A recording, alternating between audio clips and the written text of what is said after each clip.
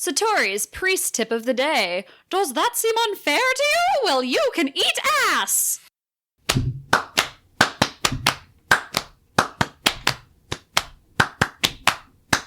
We've got 7 crew members here to have an adventure. Cross the Grand Line with you. Woohoo! We'll cross the Grand Line and have a grand time as we make our dreams come true. Yeah. We'll ride the knock-up stream to achieve our dreams. Together we watch season 3. Yeah! Ba-da-ba-bow, start the show. Hello, fellow adventurers of the White Sea. We are here at King of the What Now, episode 54.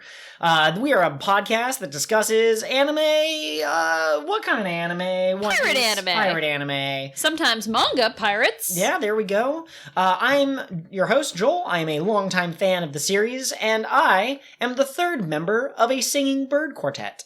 And I'm Curtis. I'm the co-host and the podcast novice? No, you're a One Piece novice. I mean, you are a novice in this as well.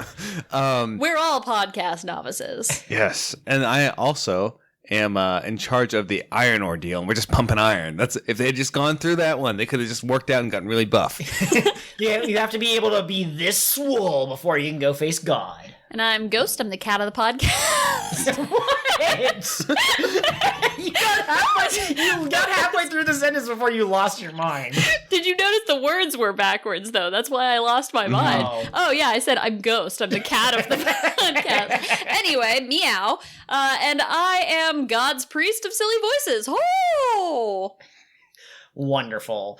For those of you at home, we just finished watching 4 episodes of the anime. Those were episodes 158, 159, 160, 161. As you'll recall, the Going Merry had been taken, and Luffy didn't know what to do. In these episodes, he figures out what to do, and he goes and he faces one of the priests, and then some other stuff happens. Curtis, could you fill us in on the details? Yes. Okay. Are you ready for my succinct summary? It better be succinct. Okay, we'll see how this goes. 1 sentence per episode. Yeah, that's not going to happen. All right. So, Conis. That's her name, right? Conis. Conis, C-O-N-I-S. Yes, yeah. Conis leads Luffy, Usopp, and Sanji to the docks in Skypiea there. Yep. We learn about the citizens' duty to lead all criminals from the Blue Sea to their death, which Conis confesses to doing. Mm-hmm. Eneru/God tries to kill Conis using a giant beam of light, and Luffy tries to save her by pulling her out of the way. But then they both fall through a hole in the clouds that's created by the beam of light, but are saved by the Sky Knight. Gonfall, thank you. Who we find out later when he's talking to Conis that he is the one true God. Okay, yep, absolutely. And then Luffy, Usopp, and Sanji make their way to the upper yard. They get there on a crow boat and proceed into the island on a river that goes through the forest there. They face many booby traps and sky lamprey. Mm-hmm. And at the end, they face the choice of 4 doors that lead to different ordeals. They are the iron ordeal, the swamp ordeal, the string ordeal, and the ball ordeal. Or the ordeal of spheres, depending on... Okay, well... Yes. Depends on how many ball jokes you want. And as we proved in our episode talking about buggies, we love them balls. Mm-hmm. Meanwhile... Sorry, go ahead. Those are meatballs that Catherine is thinking of. Yes. Okay, meanwhile, Zoro goes swimming with sharks. It ends badly for the shark. But really, Zoro, Nami, Chopper, and Robin are trapped on an altar that is surrounded by water and many sharks. Yep. Zoro, Nami, and Robin swing on a vine to shore to explore the forest, leaving Chopper alone to fix the ship after he gets done wetting his pants first. Mm-hmm. So episode 160, Luffy, Usopp, and Sanji choose their path, the ball ordeal. This takes them over the only waterfall of the 4 choices. We see the other 3 were all like continuous streams, but this one is a waterfall. And they fall into the illusion forest, where they are met by thousands of floating balls, which are also called surprise clouds, and the big round priest who isn't named yet, and Joel will tell me his name later. The priest can anticipate their attacks and uses an impact attack instead of punching. He also sends their boat on its way after getting them off of the boat. Yep. So Usopp and Sanji go to catch the boat while Luffy tries to fight the priest. Meanwhile, Chopper is afraid to be alone on the ship. Yes. He's actually alone with his thoughts for the first time, and he has a lot of issues to work through. Mm-hmm. Mostly. The reindeer. Never let him play. He needs a red nose. Does he have a red nose? He has a blue nose. Okay, good. Buggy has a red nose. Buggy is Rudolph. He's the one true reindeer. Okay, so this is the last episode we watched, which was episode 161. Luffy, Usopp, and Sanji play with the priest's balls while he continues to beat them up and thwarting their attempts to get the boat back. We last see them seared and lying on the ground in pain. Meanwhile, Zori. Oh my god. Okay, Zoro. That'd be like Zoro and Nami put together, except apparently we only get the eye from Nami. We're going to talk about fusions later. Now I'm curious. Okay, Zoro, Nami, and Robin continue their walk through the forest, and they just miss a small angel girl, and I don't know who she is. Zoro and Robin then save Nami from a crocodile that falls from a floating river, because Sky Island. Mm-hmm. Chopper continues to work on the ship. When suddenly another priest appears on like an eagle thing. Mm-hmm. He has a mount. Yep. Chopper blows on the one whistle to call the Sky Knight, and it's heard around the island. We have like a clip of both of the other sets of the crewmates, and we can hear the whistle going. So, is this the end of the Straw Hats? Will Luffy, Usopp, and Sanji be another fatality for the ball ordeal? Will Zoro, Nami, Robin survive their walk through the forest? Will the Sky Knight come to Chopper's aid? Tune in next week to find out on King of the What Now's succinct summary. That was a great succinct summary. I think you were missing one important detail. What were they standing on? Oh yeah, they were standing on dirt. Yep. Not cloud, dirt. They were standing on actual dirt, and Nami doesn't really seem to get it, and then Robin kind of rolls her eyes and goes, think about that. Dirt on Sky Island. And let me tell you, that will play an important role in future episodes. Right now, we're still in the intrigue what's going on setting, but eventually it'll be like, oh, okay. Well, and Robin also pointed out that there were cobblestones. She found some cobblestones later on. That's right. So it's like this, and they're kind of like buried into the forest. So it's almost like there was something here before the forest. Many years ago. Well, and we did find out that Satori is the name of the ball priest. We found what? The priest of balls. The round boy. Yeah, who I always am tempted to wonder if they're a woman just because of the voice actor that they use, but it doesn't really matter. I think they call him. Yeah, he's a guy.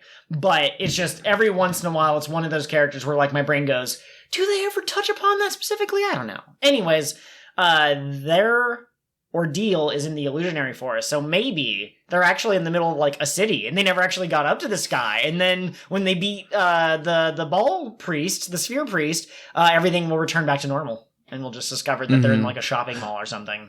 You know, so they call it the illusion forest, and they haven't touched on the illusion part yet. So, like, I'm assuming that's going to play a role in the way the fight progresses. We'll have to see. My favorite part of them like choosing their ordeal and going through or whatever is Luffy going, what if this is like one of those games where you get to pick the doors and one of the doors is bad? What if we pick the bad door and we all die? Like, he was just so thrilled about it. Yeah. And then the shot of them actually riding out over the waterfall, and they're hovering in the air, and they're just looking at Sanji like, you idiots, before they start falling. Oh, that's really good humor. I love that little sequence. You know, they did a good job. Mm-hmm. How'd you like Usopp imagining what the different trials were going to be, too? Yeah, so I liked that they were all bad, including the ball one. Like, so he had no good options at that point. Yeah, you could say that Usopp is the world's greatest pessimist, which I don't know if you take pride in that or not, because he's a pessimist. The string one was creative. I was like, how is he going to make the string one bad? And it was him, like, clinging on a tightrope. That was... Oh, thousands of airs. Yeah. Yeah, like 10,000 meters in the air, like Sky Island. Mm-hmm. Do you have any thoughts on what those other 3 ordeals might look like? Do you think that one of his guesses will actually end up being dead on? It wouldn't surprise me, like, if at least one of them was. Because let me think, the swamp one was you just sunk into the swamp. Yes. And the iron one was giant weights were falling from the sky. I feel like the swamp one's the most likely to be accurate. The ordeal of strings is actually why they showed us Don Quixote do Flamingo a couple episodes ago, because we saw he did puppet things. He's going to be in this episode, clearly. Yeah, perfect. He's one of the priests. Oh, we didn't know it. He wears a mask. Oh, so just so you know, canonically, Don Flamingo is like 12 feet tall or something ridiculous, or like 8 feet tall. So just imagine that he's wearing this bright pink boa around his body. He has the distinctive glasses. He has a particular laugh, and he's just this towering figure. But he's like, I'm not Don Flamingo Don Quixote. How could you tell? So yeah, we might get more about what's going on with the other ordeals. We might not. Do you think that Luffy, Sanji, and Usopp will be able to just get off scot-free after they finish one ordeal, or do they have to go through all 4? I can't remember if they specifically said you have to pass just one, or... I mean, it was like 4, like, unless they get kicked back and have to choose another door, right? I think you just have to do the one. I'm curious what happens with the other priests, because the assumption is that each door leads to one of the 4 priests, right? I'm assuming they still have to face the other 3 somehow, so I don't know how that works. Yeah, it definitely either requires a game changer, or it requires, like, all of the 4 routes route into each other, so you only get to pick which one's your first one, and then it cycles through or something. I don't know. Yeah, like next they come to 3 doors, and then they pick from there. Yeah, perfect. 3 doors down. That's a reference joke that everybody gets. Absolutely. Do all 3 doors lead back down to the Blue Sea? Yes. What did you think of Conus calling Gonfall God at the end of that first episode that we watched? That was interesting. It made me wonder, like, was he God? Why isn't he God now? Like, why did he leave? What's he doing just flying around on a bird/horse Pegasus thing? Looking for money. It makes me wonder, like, what do they actually mean when they say God? Like, is the word God for them just the strongest guy there is? And, like, Eneru came and punched this guy, so now Eneru gets to be God? I mean, I was a little confused because when Sanji talked about it, he was like, he talked about it in a polytheism kind of exactly, like the god of pestilence and the god of this and the god of that. But then when Nami was talking about it, and Zoro kind of, they were talking about it like in a monotheistic way. Yep. So I don't know. I don't know how they see it. I think they're talking about like, this is the god of their island sort of thing. So it's like in a polytheistic sense, but it's their specific deity. Yeah, Gotcha. there's not 2 gods on this island, but maybe there's another place that has a different god or something. When we know that there's canonically Catholicism in the One Piece world, so there is at least one monotheistic religion. Yeah, we have a Bible, and is Mihawk? Oh no, it's the nuns that we saw in Nuns with guns. Yeah, so absolutely. I don't know. I like how Gonfall is kind of the stereotypical depiction of God. A lot of times I've seen the monotheistic God depicted as an older man, and that's what Gonfall is. He's got the long beard and everything, so we're just going to have to tune in and find out. Yeah, I didn't expect them to have like the night dude be God though. Like I don't know why. Yeah, Would have been funny if Conus had been God. That would be pretty. Or her interesting. fox. Yeah. Oh, so I'd like to talk about the fact that we mentioned in the last episode the white berets. Yes. Like just like crawl around on their stomach. They do an army crawl constantly. Yep. It seemed to be a little bit effective on hiding them. It's definitely better than Chopper's hiding behind stuff. That's for sure. But I don't know. It was weird. Like they're just all following around. And then I'm also a little confused about their role. So at first, like I thought, oh, maybe they work for Eneru. I don't think they do. I think they're there because everybody's afraid of Eneru's wrath, and they're there just to make sure that people don't step out of line and ruin it for and cause everybody to die. Because when you saw when the punishment comes for Conus, it takes out a good chunk of that area of the city right there. Absolutely. So if they're getting constantly punished, it would decimate their town. So I'm sure they're very strict because they don't want a couple people to kill everyone. Ruin it for everything. Yeah. It only takes one blasphemer in order to damn the whole neighborhood. Mm-hmm.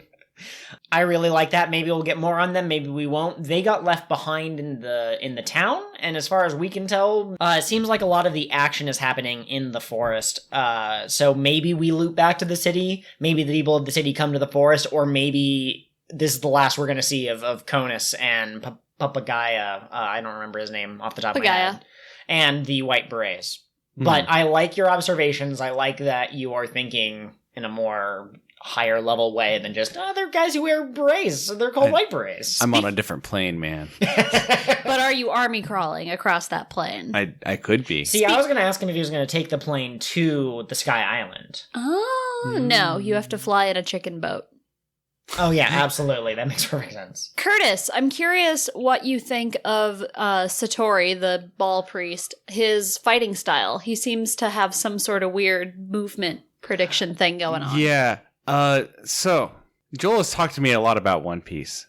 And I remember there being one person who, he was the master of mantra or something was the title, right? Mm-hmm. I remember there was somebody who could detect the rhythm and the cadence and predict movements from all of that. And it kind of matches the idea of a mantra, right? That's a rhythmic repeating thing. I'm assuming this is him. I'm assuming that's how he's predicting. He can read their movements and see what's coming. It would also explain why he could predict the way the balls bounce around, but he couldn't predict what was in the balls because there's no outside indicator of what any given ball is. So he was surprised by one of them. Oh, it was a dud, right?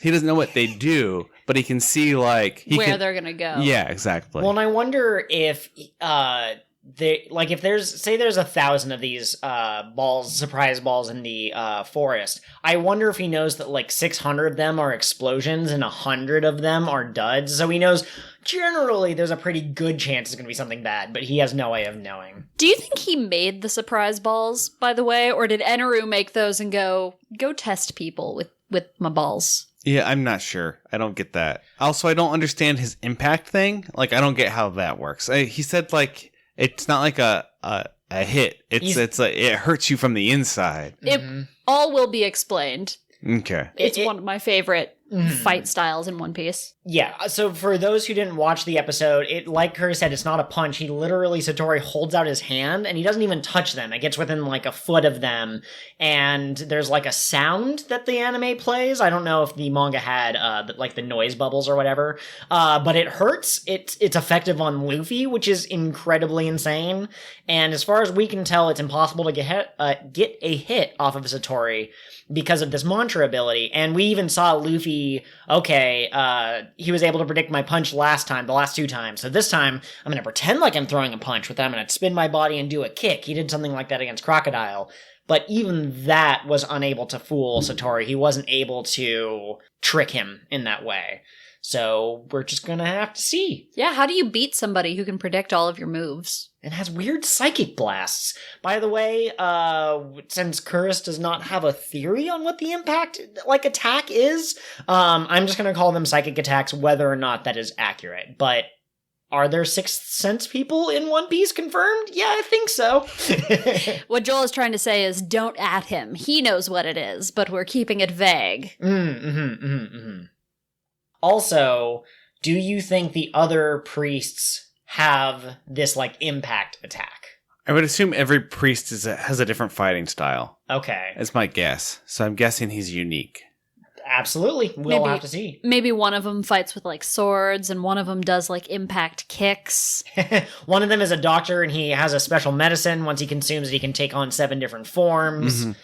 Naturally. Yeah. But there's 7 strats, but there's 4 priests. So if you had to combine people, we were just talking about fusions a second ago, Catherine, so I need you to tell me who is Satori a fusion of? Oh, that's a great segue. Satori is a fusion of Luffy and Usopp. Okay, because of the funny voice? Because of the funny voice, because clearly he is that shape because he enjoys him some meat. We know the only reason Luffy doesn't get fat is that he can stretch it out through his body.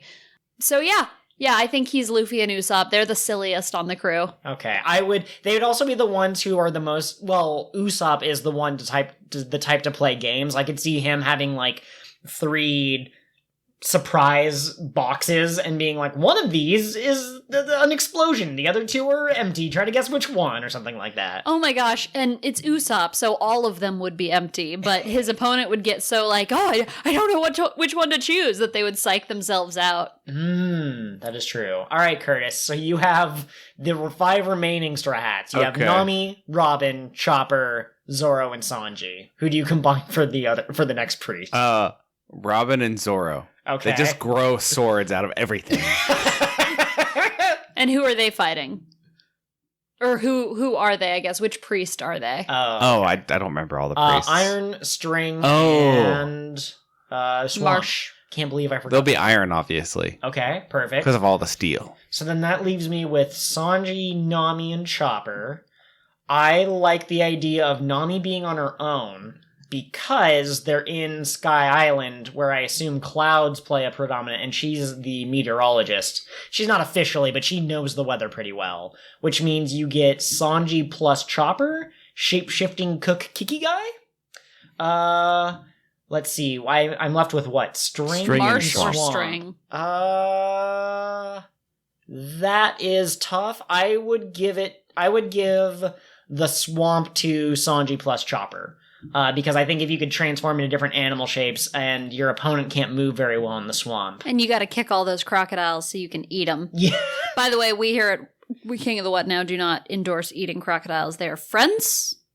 That's it. I mean, yeah. Crocodile meat, I'm sure it's good. I've heard it tastes like chicken. I have eaten crocodile jerky, and it most certainly does not taste like chicken, but it is fine. All right. Curtis, any other moments from these episodes that stood out to you that you really liked, any comedy or whatever? Let me think. There was a moment where Luffy was trying to come up with a plan, and Sanji kept stopping him. He's like, "Stop thinking." Yeah, that was a little weird. I was like, "What?" It's the first time Luffy's ever actually taken a moment to think about something. Mm-hmm. Just let's see where this goes. Yeah, absolutely. I liked the scene of them looking at all the different boats, and Luffy picks out the boat that's his favorite, and Konos is just like, no, we already have a boat for you. He's like, I want that one! Mm-hmm. Also, the moment when they leave, so they clearly don't know anything about the Straw Hat Pirates, because they were trying to get them to go to the upper yard, because they thought they would be like all Blue Sea people, and they would, eventually they'd be too afraid, and they'd value their own life more than adventure and all that. And it's like, no, they want to go save their friends. They're going to go no matter what. Yeah. And so, even after seeing how powerful Eneru was and they all left, everyone was like, whoa.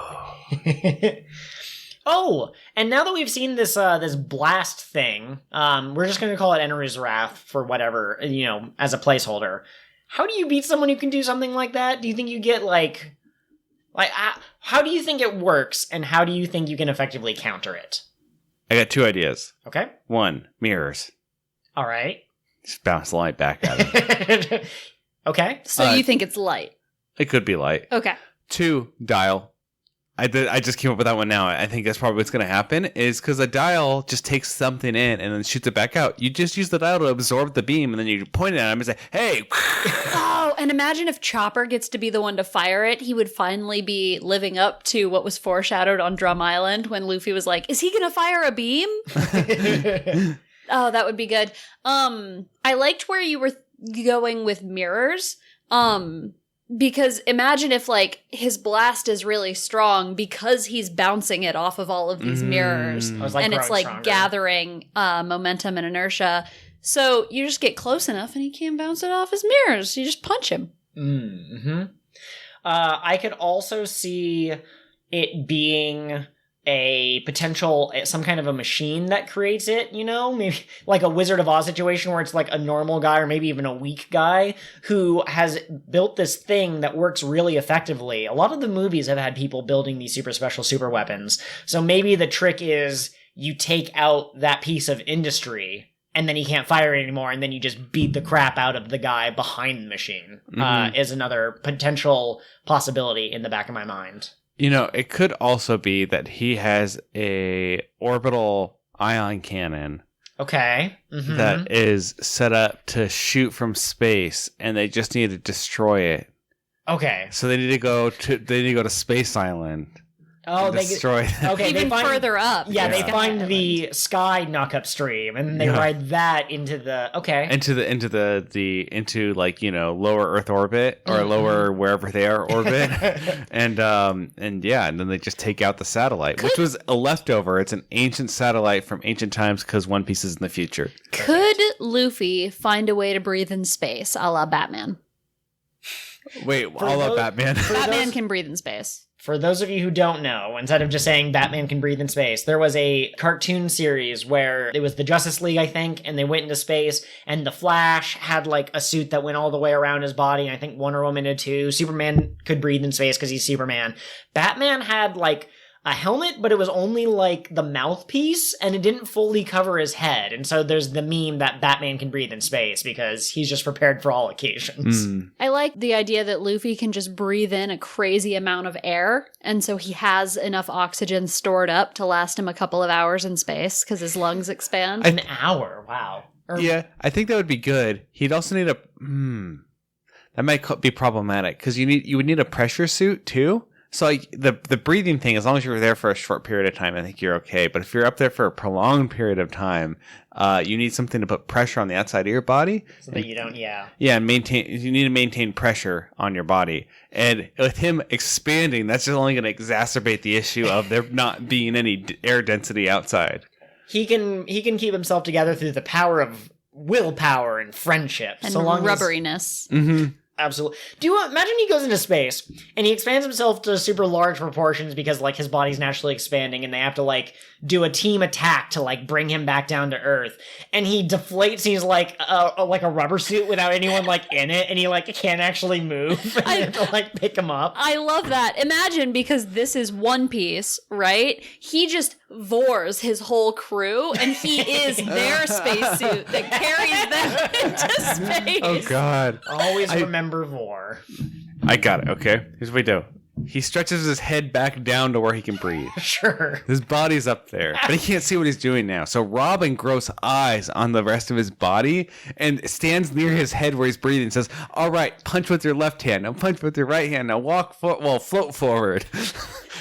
Okay, yeah. That's kind of horrifying, but I like it. I like where your mind is at. It was either that or he stretches one eye up from his head to look and keeps the rest of it. It would be really weird. I need to circle back really quick to the idea that this is an ion satellite cannon, Eneru's Wrath. And obviously, that would be the name of the orbital station. It would be called Eneru's Wrath. But maybe it seemed to have precision accuracy. Because it like the square center of the blast was right where Konus was standing.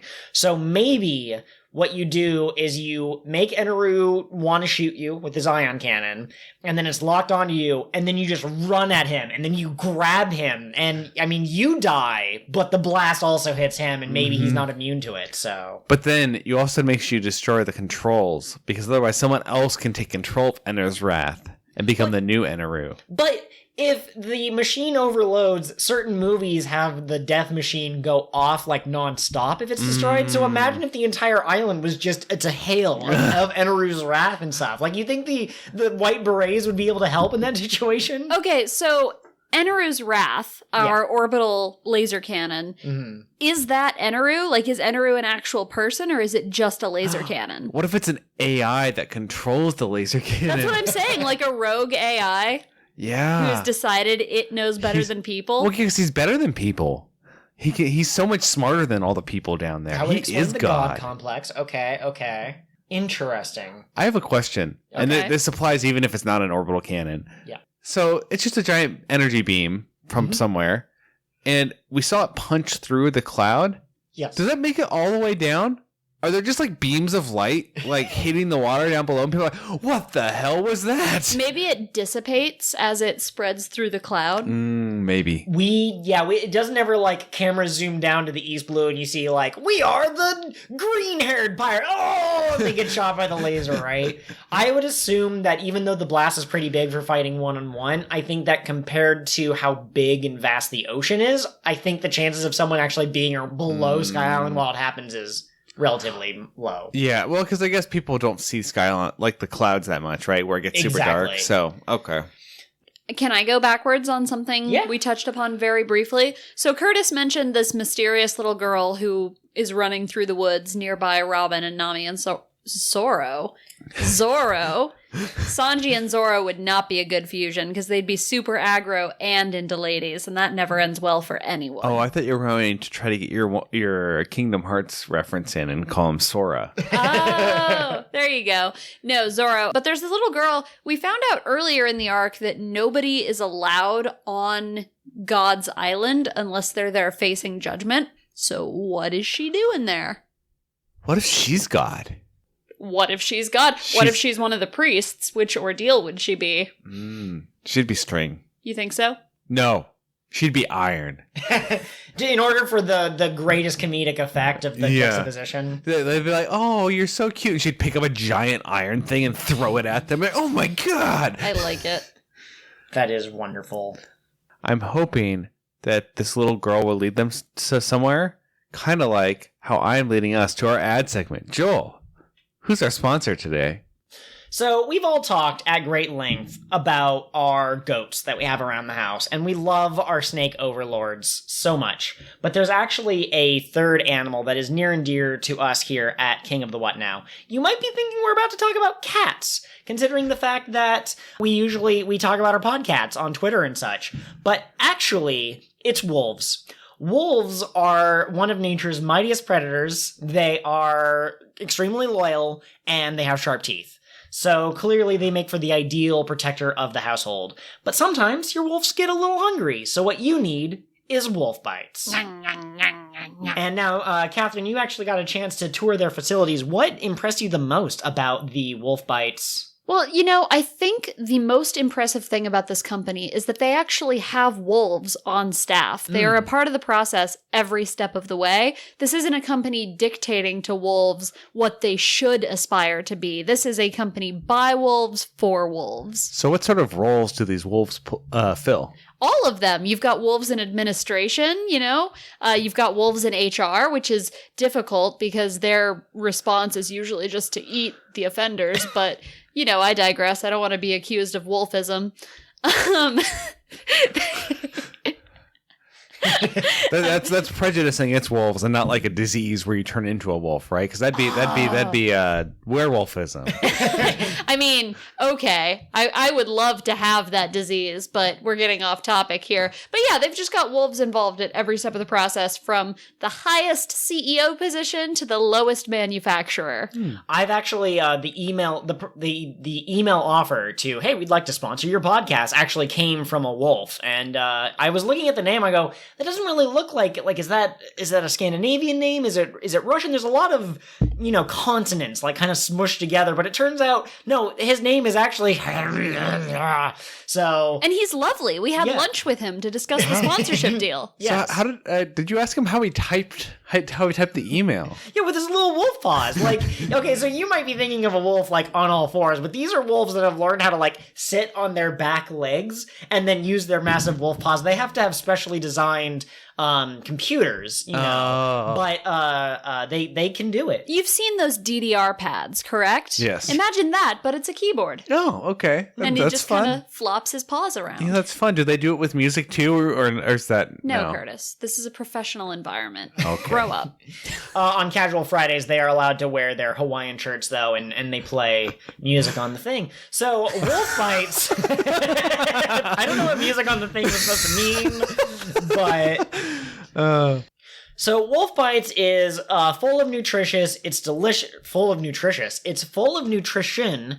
It's delicious. It has a long shelf life. So it's not like you buy it before you go away for the weekend and you come back after your week trip and your weekend trip and you go, oh no, it already went bad. No, it lasts for a pretty good long time. It comes in all sorts of different flavors, and they have different ones for, the older wolves, the puppy, still developing wolves. Are they still called pups? Yeah. Okay. And then they have other ones in case you want to try to imbue your wolf with magical powers naturally. So Joel, Yes. would you say these are nutritious, delicious treats for your vicious wolf friends? Yes, absolutely. Okay. They're nutritious, delicious for your vicious and voracious wolf friends. So this will get them howling at the full moon. Oh, woo! Wolf Bites. Perfect. Now back to your regularly scheduled podcast episode. I forgot what we were for a second there. Hey everyone, welcome back to King of the What Now. That was an ag segment that definitely didn't wander and wobble all over the place. Exactly. No, because it's about wolves. They don't wander and wobble. They just hunt. So I actually forgot what the young girl's name was that we saw that almost was discovered by Robin and Nami, right? And one of them thought they heard something. They were like, what was that? And they're like, I don't know. Maybe it was just a monkey. Okay. Which is quite funny because there is, in fact, a rubber monkey running around up there. I mean, I guess the pirates know about their captain. But anyways, her name is Aiza. I will tell you just that much, just so that we don't have to say that one girl from that one episode. Aiza. Aiza, like Liza. Yes. From the Wild Thorn Thorn Berries. It looks like the word Asia, but the I and the S are swapped. A-I-S-A. Aiza. I actually misread it when I was Googling it. I thought her name was Asia. I'm like, I don't remember a character named after a continent, so this is kind of strange. And it's Aiza and not Aizawa. Correct. Okay. She's not gonna, use her eyes and then knee someone in the face. We, I think, are running out of stuff to talk about, which is just a shame because I think the Satori fight's really interesting, but there's not a whole lot to say other than they have an attack, or he has an attack that works really well against Luffy. We also got to see Usopp's new invention. Usopp. How did you like that little gag? Was that what he called it? Yeah, it's the Usopp. Wait, Joel, I didn't quite get that. Can you tell me the name again? No, I need to write it down. It's the Usopp grappling hook. Okay, that comes out of his belly button, and I don't know. I find it a weird invention of his. I like how he couldn't disconnect it, right? Yeah. Is that a metaphor for male impotency? No, I think he just forgot to put a mechanism in to disconnect it. Is that a metaphor? No, it's a metaphor for the reality that Usopp doesn't think things through sometimes. I was surprised he didn't just take a knife and go, cut, and then he would have been on the boat. Bold of you to assume he has one of those. I mean, it's a tool. I just assume he would have one. I think he should. Maybe there's one back in his toolbox, but if you were Usopp's friend and comrade, would you trust him with a bladed weapon? But, I'm not saying he has to have, just a pocket knife, at least. Yeah, I get what you're saying, but I do agree that the situation was played off for laughs. In a realistic situation, I think he could have done it, but I think that would be too easy of an accomplishment. They have to defeat Satori before they're going to be able to do that. Is Usopp's ultimate form going to be some sort of go-go gadget man? Inspector Gadget. That's what it was called. Is he going to be some sort of Inspector Gadget figure with, grappling hooks coming out of his hands and bees coming out of his feet? Yeah, he's going to slowly turn into a cyborg over time, just replace more and more of his body with gadgets to the point where you can't even recognize him anymore. And then one day he will meet his father and he'll be like, "You're not my son," because he would have changed himself so much. And it'll be a wonderful story about how human beings are too invested in our technology. Interesting. Dang, son. Write me some fanfic. You really tied that into do you think that being a cyborg would enhance or lessen his journey to become a brave warrior of the sea? Because if he's just a robot, he can't die. If there's no physical body, if he doesn't sense pain. I think what would happen is he'd get to a point where mortality would be meaningless to him. He would basically be immortal, and he'd realize that was an important part about being a brave warrior of the sea, that when there are no consequences to your actions, when you can just continually survive, that there's you don't get the same feeling of accomplishment. And so he would shed his tech, even knowing that he had become dependent enough upon it that getting rid of it would surely kill him. But he would have one final stand as a human man. Mm-hmm. Perfect. Against his now vicious, rule with an iron fist captain, Luffy the Pirate King, who is the tyrannical dictator of the world. Look at that boy's smile and tell me you think he could be a tyrant. What's hiding behind that smile? So we now have a future canon for both Luffy and Usopp. I look forward to expanding this future canon with other characters as we see fit. Don't force it. Don't be like, oh, next episode I've come up with the backstory for 3 more of the Straw Hats. It'll be organic, but I'm keeping these tucked away. I'm saving up all these little tidbits.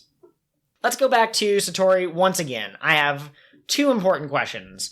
First off, you stated that the survival rate of the Ordeal of Spheres was 10%. Do you think that is accurate given his power? Like, if he can predict your attacks, if he can hit you with psychic attacks, and if he has surprise balls?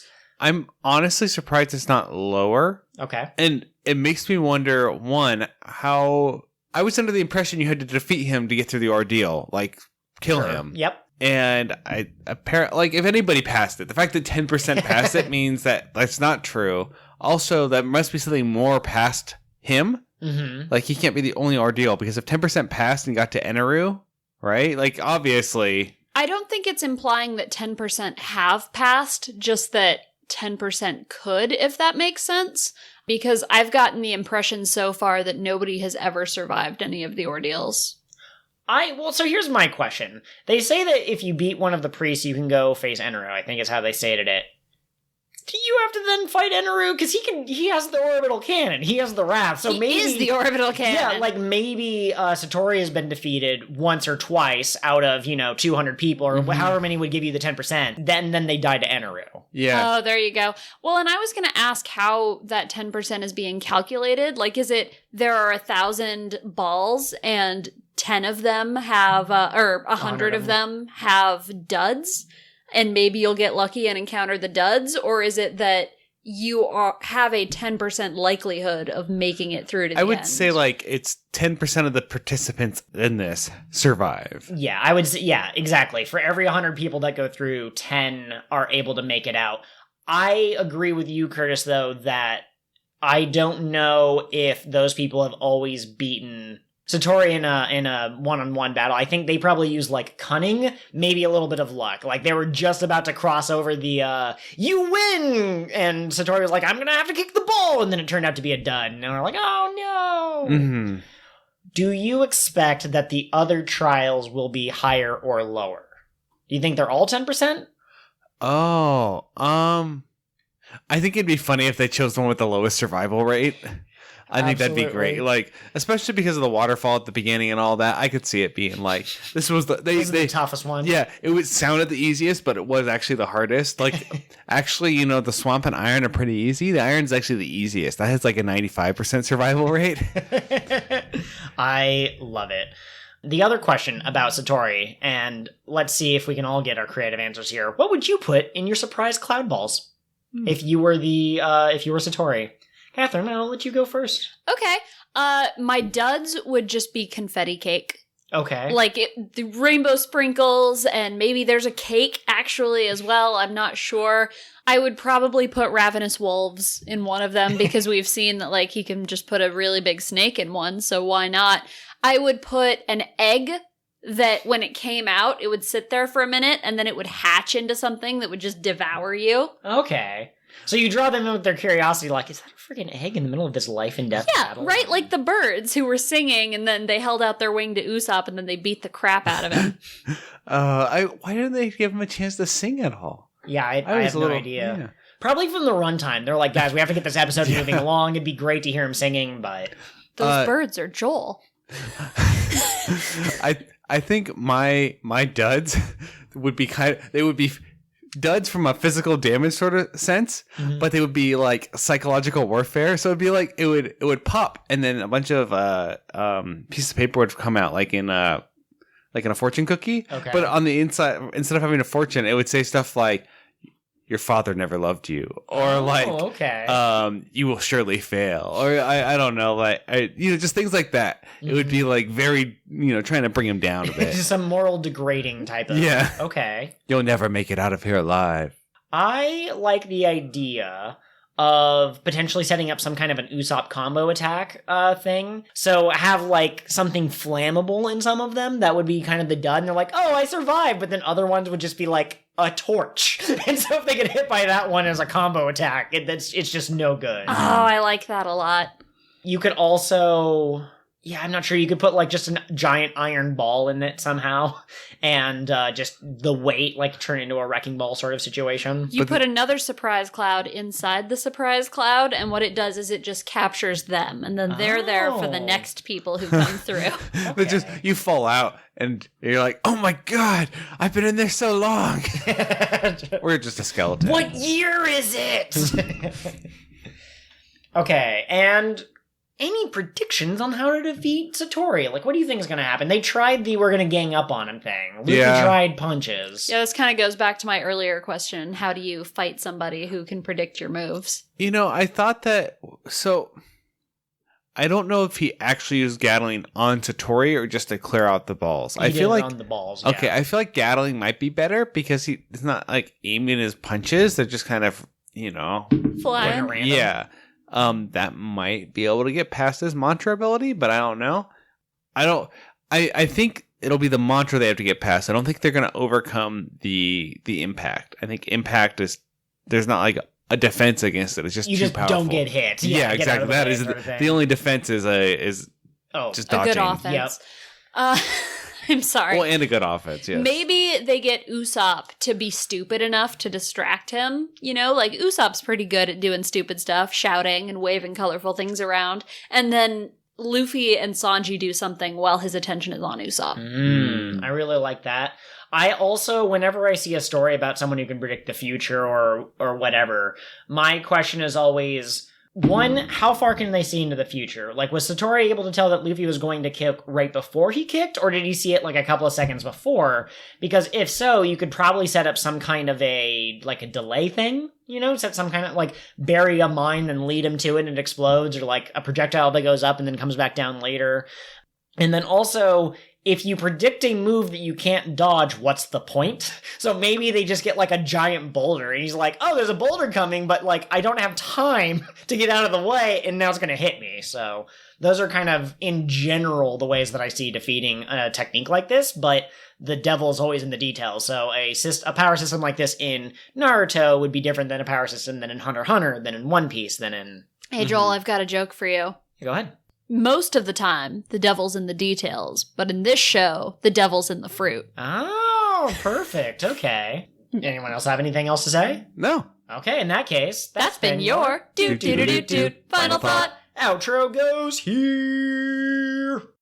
So ends the next leg of the King of the What Now adventure. We're sad to see you go, but we'll be here next week. If you crave some social interaction with us in the meantime, you can find us on all sorts of different media. We have Gmail, Patreon, and Tumblr. All of those are KingOfTheWhatPod. KingOfTheWhatPod at gmail.com, patreon.com/KingOfTheWhatPod, KingOfTheWhatPod.tumblr.com. Our Twitter handlers are a little bit different. You can reach me at KOTWN_pod. And you can contact me, Curtis, at Pirate Co-host. Also, please take a moment to rate and review our podcast on whatever platform you're using to listen. Not only will this help others find the podcast, but your constructive feedback will help us improve the show as we go. Thanks so much for giving us a listen. Until next time, follow your dreams and protect your treasure. Remember, it doesn't need to be literal treasure.